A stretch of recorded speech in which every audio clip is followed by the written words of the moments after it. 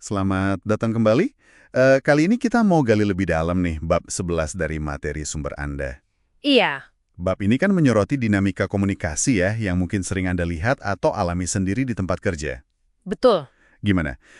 Kadang disengaja atau enggak, kontribusi wanita itu bisa kayak terpinggirkan gitu. Hmm, Nah, kita akan fokus ke 4 fenomena utama.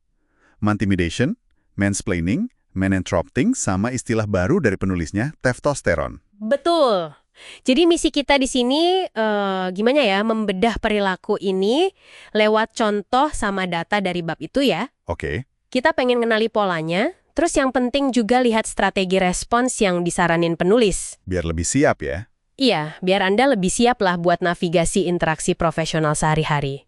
Yuk kita mulai aja. Oke, nah yang pertama dulu nih, mantimidation. Ini bukan intimidasi biasa ya, Bukan. atau perilaku nonverbal gitu ya dari pria buat bikin wanita ngerasa, apa ya, terintimidasi secara profesional. Tepat.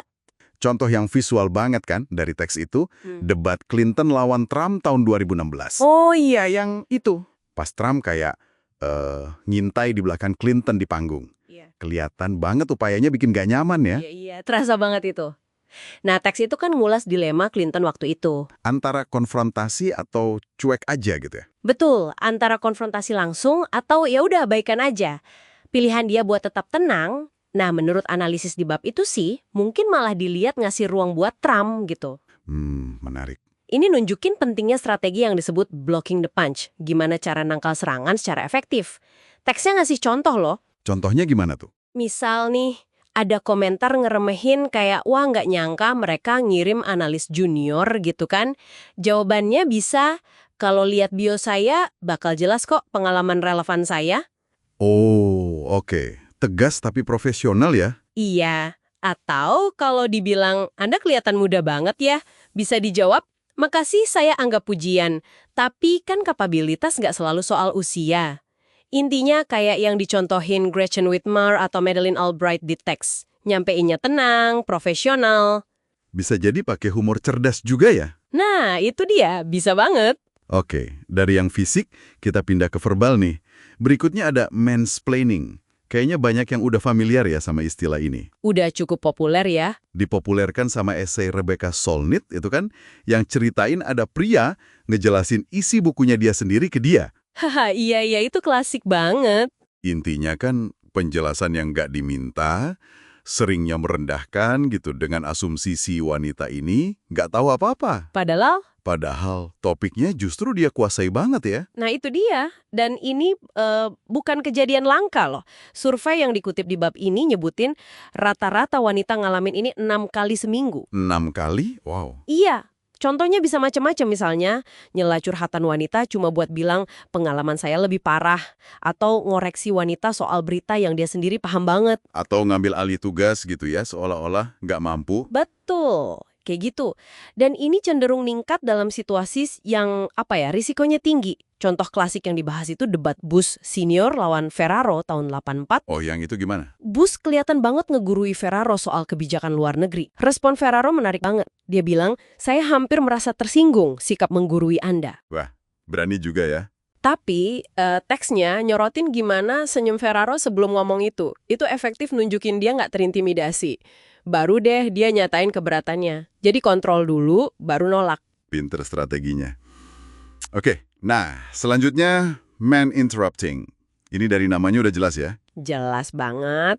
Pria cenderung lebih sering nyela wanita dibanding sebaliknya atau ke sesama pria.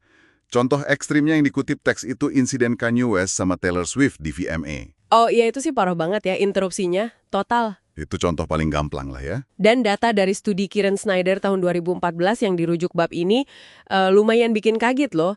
Pria itu nyela 2 kali lebih sering dari wanita secara umum. 2 kali? Iya, dan 3 kali lebih mungkin nyela wanita daripada nyela pria lain. 3 kali. Wow, ada ironinya juga ya disebutin. Ada, ironisnya pas wanita nyela, 87% targetnya itu wanita lain juga. Oh gitu ya.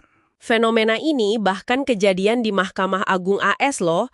Hakim pria tercatat nyela hakim wanita sekitar 3 kali lebih sering. Sampai di level itu ya. Tapi ada cara responsnya kan? Tentu. Kita lihat contoh debat Pence lawan Harris. Waktu itu Harris dengan tenang tapi tegas bilang, "Tuan Wakil Presiden, saya sedang berbicara." Jelas banget batasannya. Tegas ya, oke. Terakhir nih, ada istilah ciptaan penulis yang lumayan unik, testosteron. Iya, agak nyentil ya istilahnya. Ini maksudnya pencurian ide gitu ya? Betul. Gini loh situasinya. Seorang wanita ngasih ide di diskusi. Idenya mungkin dicuekin gitu aja. Terus nggak lama ada pria ngulangin ide yang sama atau mirip banget seolah itu idenya dia. Dan malah dia yang dapat pujian. Nah, itu dia. Pernah lihat nggak Anda yang kayak gini? Kayaknya sering sih. Hakim Agung Sonia Sotomayor, kata teksnya, ngamatin ini sering banget kejadian, dan lebih dari 72% responden survei di bab itu ngaku pernah nyaksiin sendiri. Ini masalah nyata ya kan? Iya, nyata banget. Terus gimana ngelawannya? Untungnya ada strategi. Salah satunya amplification. Ini dipraktekin staf wanita di Gedung Putih era Obama. Gimana tuh caranya? Jadi kalau ada wanita nyampein poin penting, wanita lain bakal ngulangin poin itu sambil ngasih kredit ke si pengusul ide pertama. Oh, jadi saling nguatin gitu ya, validasi sosial. Persis. Ada juga claiming affirmation. Misalnya bilang, "Oh, saya senang Anda setuju sama poin yang saya sampaikan tadi." Jadi kayak ngambil kembali kreditnya ya? Betul. Teks juga nekanin pentingnya male advocates. Pria yang secara sadar dan vokal ngasih kredit ke wanita yang idenya mungkin dicuri. Peran sekutu pria penting ya? Penting banget. Kate White, mantan editor Cosmo, malah nyaranin wanita yang sering punya ide bagus buat nulis idenya atau pakai strategi klaim panggung di awal rapat biar idenya nggak gampang diambil. Oke, jadi banyak cara ya ternyata. Nah, kita udah bedah nih, intimidation, mansplaining, man-interrupting, sama testosteron.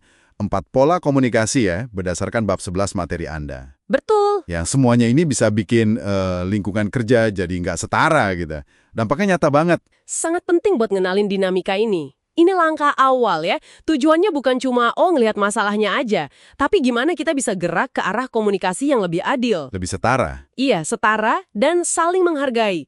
Tempat di mana semua suara tuh didengerin, kontribusinya diakui. Ini relevan banget buat Anda semua, baik pas ngamatin interaksi sekitar, atau pas Anda sendiri ikut ngobrol profesional. Sip. Nah, sebagai penutup nih, ada satu pemikiran buat Anda bawa pulang. Teks kan nyebutin tuh, Ketua Mahkamah Agung AS, John Roberts, sampai perlu bikin perubahan aturan gak resmi di persidangan? Iya, gara-gara studi soal pola interupsi itu ya. Betul. Nah, pertanyaannya buat Anda renungkan. Setelah nyadar dinamika yang kita bahas ini, kira-kira perubahan kecil apa ya, formal atau informal, yang mungkin bisa Anda atau tempat kerja Anda terapin? Supaya bisa mendorong kesetaraan komunikasi yang lebih baik lagi gitu. Coba dipikirkan deh.